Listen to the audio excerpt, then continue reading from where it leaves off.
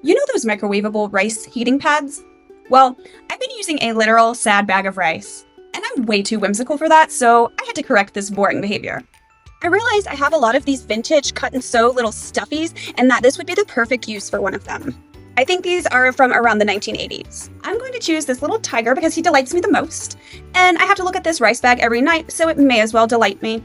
It's very important to note that everything I'm using here is 100% cotton material. Since I'm going to be microwaving it, I cannot use anything synthetic like polyester because that would melt. I'm going to fill him with rice, but I want him to be stuffy and fluffy too, so I'm going to add some 100% cotton batting and quilt him. Plus, I need all the quilting practice I can get for my big unicorn tapestry project.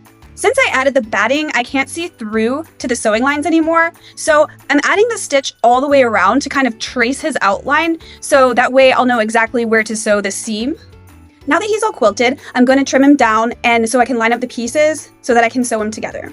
And I'll make sure to leave my opening for stuffing and ricing, and then I'll still be able to see where to clip my seams before I turn him right side out. Now I'm just going to fill him with plain dry rice and work that and wiggle that all around into his little limbs so that he's all nice and stuffed with rice.